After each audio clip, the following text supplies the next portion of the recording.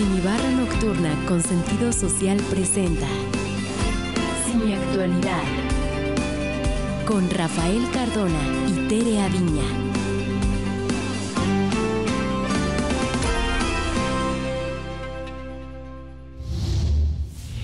Bienvenidos a la Semibarra Nocturna de programas con sentido social, donde lo bueno también es noticia.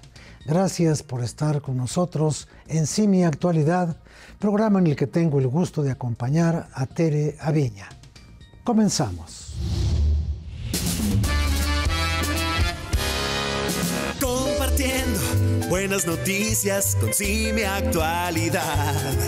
Ya llegó el momento de enterarse de lo bueno en Simi Actualidad.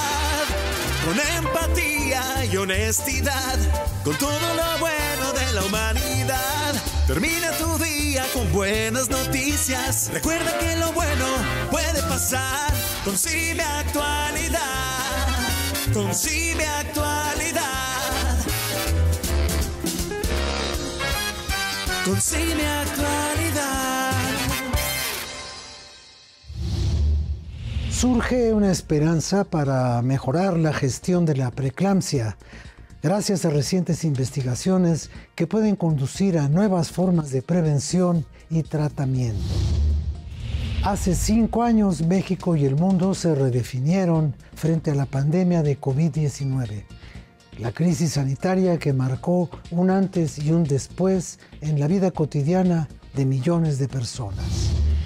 Platicaremos sobre este tema con el doctor Francisco Moreno, reconocido como uno de los mejores médicos del país y una de las piezas clave durante la pandemia, a quien todavía hoy le debemos agradecer su enorme contribución. Pero antes, vamos con Tere Aviña. Tere. Gracias, Rafa. Y con todos los amigos televidentes, entramos en contexto. Con Simi Actualidad. A 5 años del inicio de la pandemia de COVID-19, México y el mundo han enfrentado desafíos sin precedentes que han marcado una época de cambio y de aprendizaje también. La crisis sanitaria impactó a todos los niveles e hizo evidente la necesidad de fortalecer los sistemas de salud y promover la cooperación internacional para enfrentar futuras emergencias. Durante este periodo, el virus transformó la vida cotidiana y obligó tanto a gobiernos como a ciudadanos a adaptarse rápidamente a nuevas realidades. En nuestro país fueron confirmados más de 6.100.000 casos y aproximadamente 324.000 fallecimientos, cifras que muestran la magnitud de la crisis y las desigualdades en el acceso a servicios médicos. Las medidas de confinamiento, el uso obligatorio de cubrebocas y la implementación de campañas de vacunación fueron estrategias fundamentales para mitigar la propagación del virus. Sin embargo, la desigualdad socioeconómica y la carencia de infraestructura en diversas regiones plantearon retos importantes en la atención de la salud. Características que generaron un impacto diferenciador en las comunidades más vulnerables. A nivel global, la Organización Mundial de la Salud reportó más de 760 millones de casos confirmados y casi 15 millones de vidas perdidas entre enero de 2020 y diciembre de 2021. Una realidad que hizo evidente la magnitud del fenómeno global y requirió respuestas coordinadas entre países y organismos internacionales. La acelerada inversión en trabajos de investigación y el desarrollo de vacunas en tiempo récord fueron hazañas que permitieron una reducción gradual en la tasa de mortalidad, aunque la aparición de nuevas variantes del virus mantuvo una serie de desafíos para la salud pública mundial. La experiencia de estos últimos 5 años ha impulsado la modernización de la infraestructura sanitaria y la digitalización de los servicios médicos.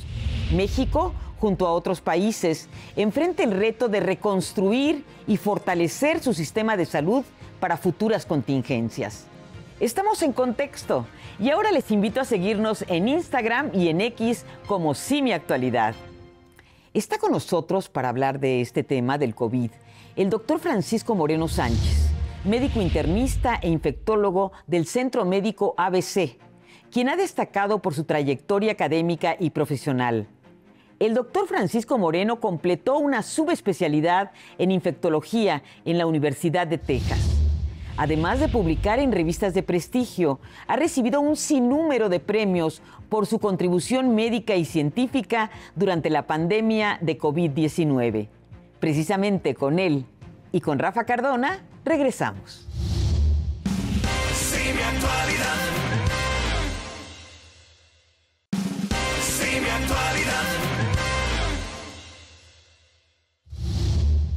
Bien, regresamos aquí a Sí, mi actualidad. Tengo de veras mucho gusto en recibir al doctor Moreno, que le agradezco mucho que haya aceptado esta invitación, porque hace 5 años este mundo cambió terriblemente por consecuencia de una enfermedad hasta entonces desconocida que golpeó a todos parejo, a unos más que a otros, y a la mayoría de los humanos nos tomó desprevenidos. Y usted fue una voz importante en la manera de enfrentar esta pandemia del COVID.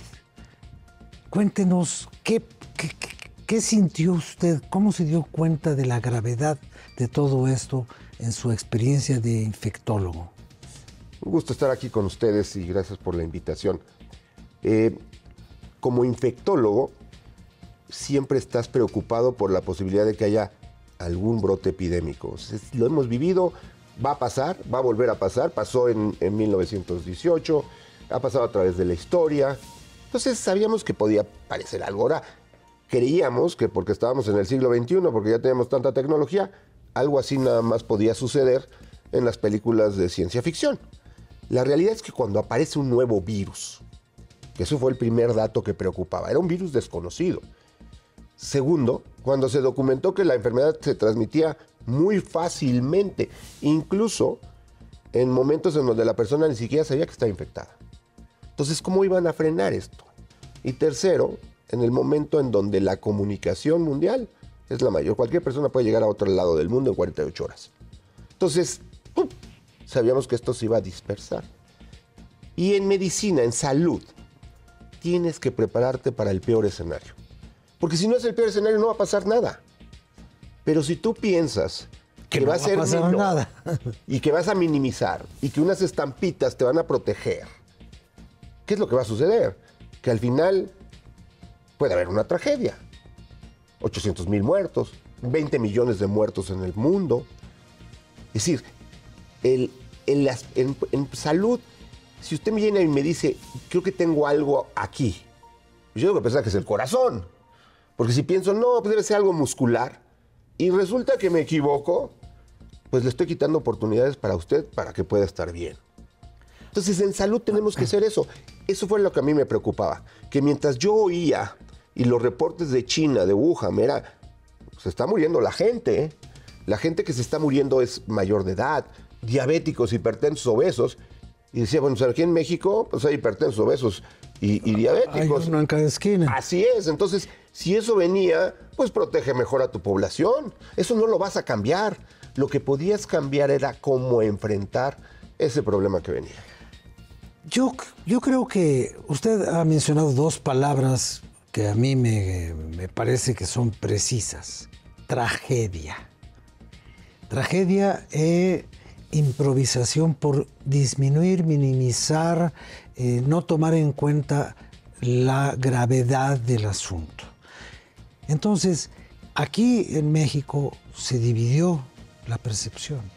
La medicina particular, los médicos independientes como usted, que alertaban, decían, proponían, sugerían, y la medicina pública rebasada.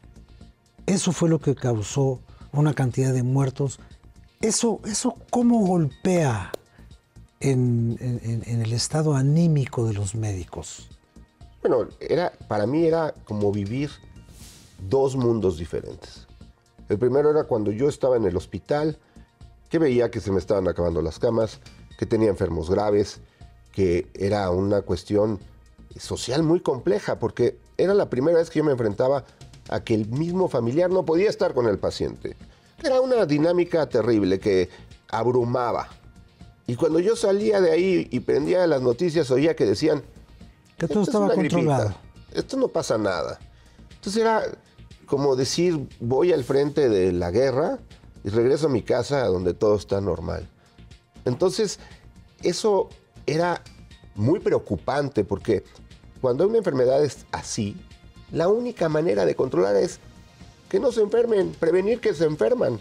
Y si tú estás diciendo, no salgan, abrácense, pues lo que estás diciendo es enférmense más. Vayan a contagiarse. Claro, entonces los mensajes eran terribles en cuanto a lo que tú vivías, porque pues no te lo platicaban, no era como que fueras a oír las noticias y dijeras, bueno, pues están diciendo allá, no. Tú ibas y veías el hospital, los enfermos, la familia angustiada, toda esta situación socialmente, psicológicamente muy estresante, y salías de ahí y no pasaba nada. Ahora dice usted algo que es muy, muy memorable.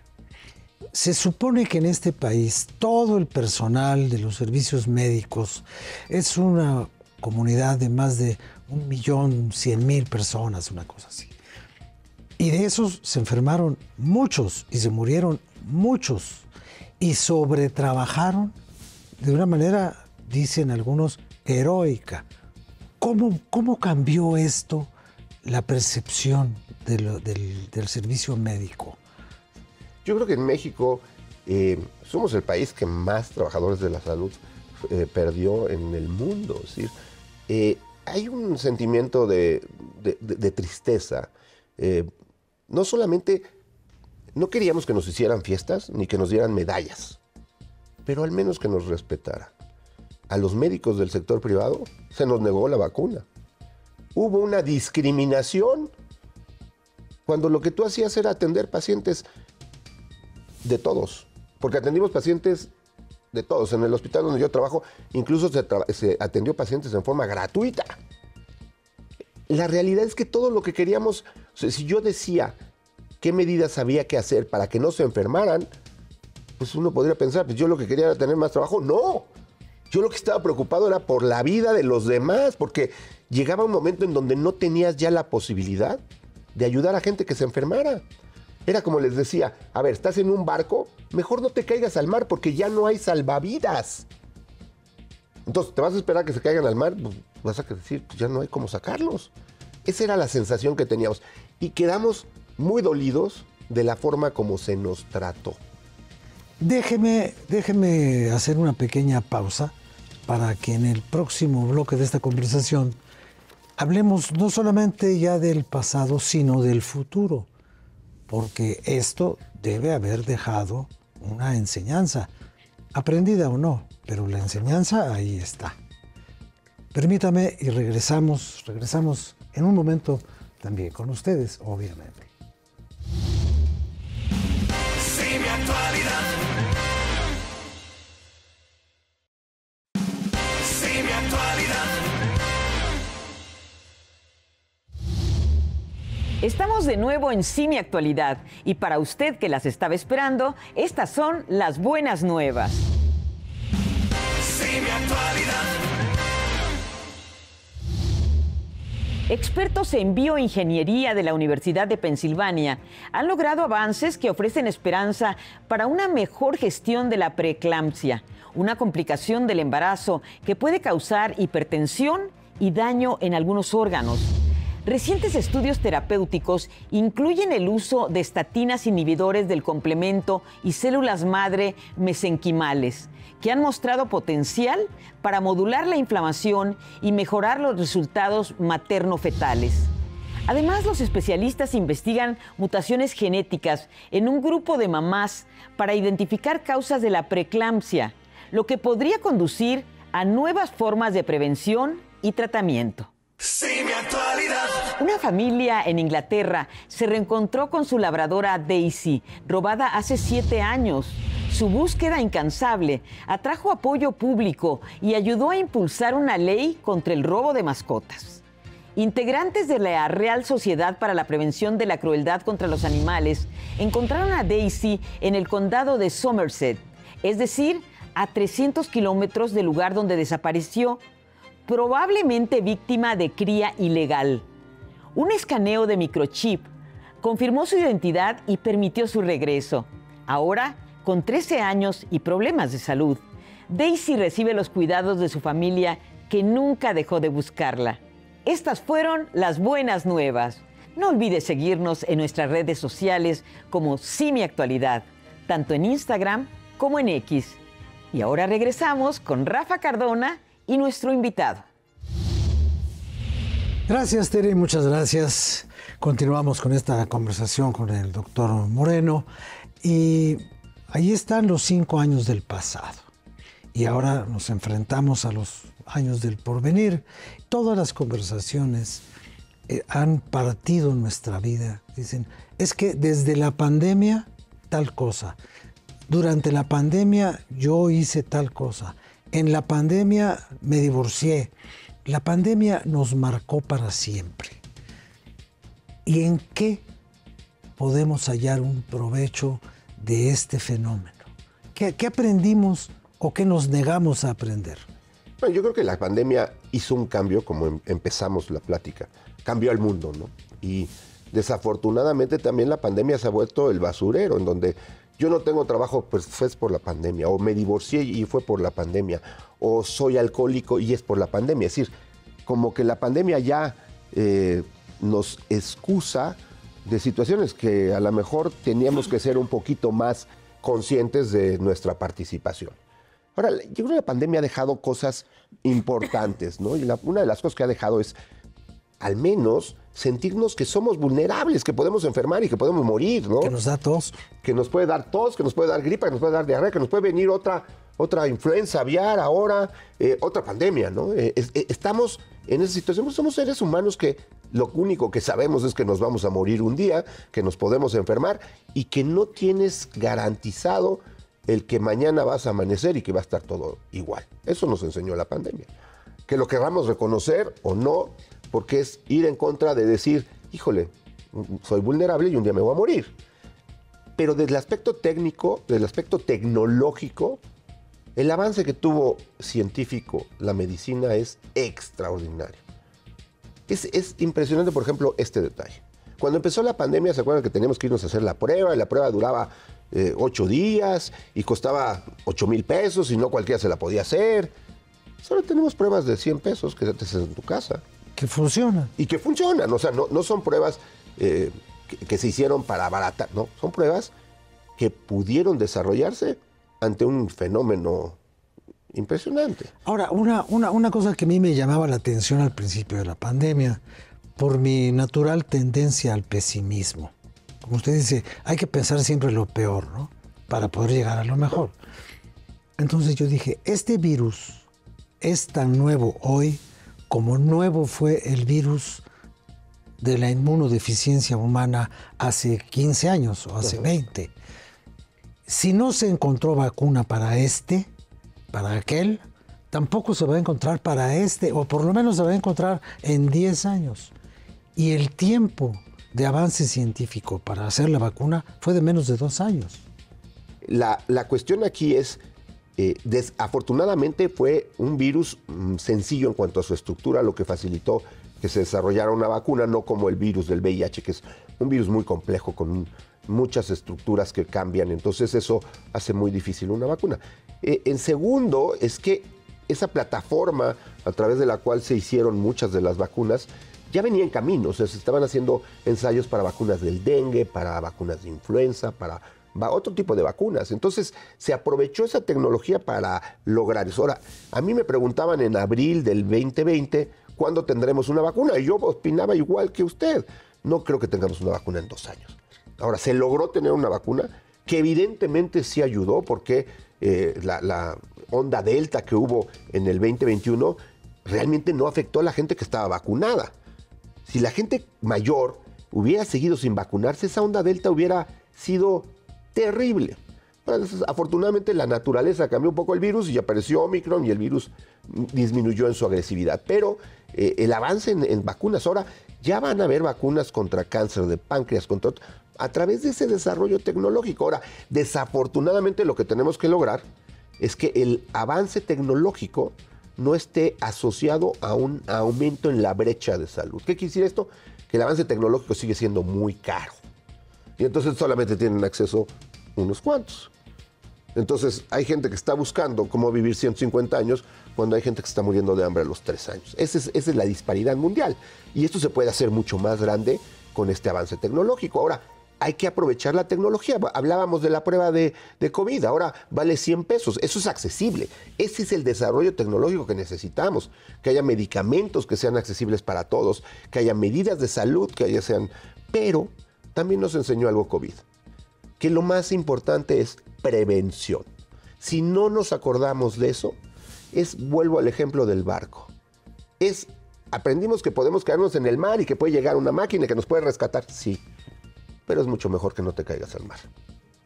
Tenemos que hacer que ese mensaje de la prevención, y prevención quiere decir no enfermarme, estar bien para cuando llegue el evento.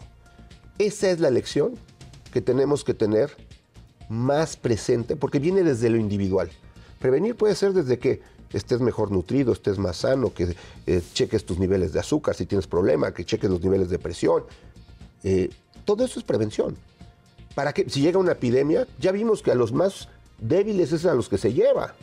Entonces, prevenir viene desde lo individual, lo social, lo público, tu país y el mundo, en donde pues... Pero nosotros no podemos controlar los sistemas de salud del mundo, pero sí podemos controlar nuestra forma de vivir para que en lo que toca a la persona, cuídese, no se exceda.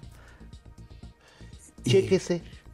De repente es bueno que una vez al año vayas a algún consultorio, te chequen el azúcar, te chequen el peso, te chequen tu presión, porque lo vivimos en la pandemia. Llegaba un paciente enfermo y estaba muy mal y lo veías joven y no entendías por qué. Y cuando llegaban tus exámenes de laboratorio, estaba 500 de glucosa. Desastre. 500 de glucosa. Y entonces le preguntabas, oye, ¿desde cuándo eres diabético? No, yo no soy diabético. ¿Cuándo? No, pues bueno, no sabías, pero llevas 2 o 3 años y no te has cuidado. Ese es el mensaje que yo creo que debemos de tener. Pues, esa es la mayor lección que nos deja la pandemia. Tenemos que aprender a prevenir. Muchas gracias, doctor, por sus conocimientos, por sus consejos y sobre todo por el tiempo que nos ha prestado para el público de CIME Actualidad. Y nosotros pues aquí estaremos para la próxima ocasión. Muchas gracias. Buenas noches.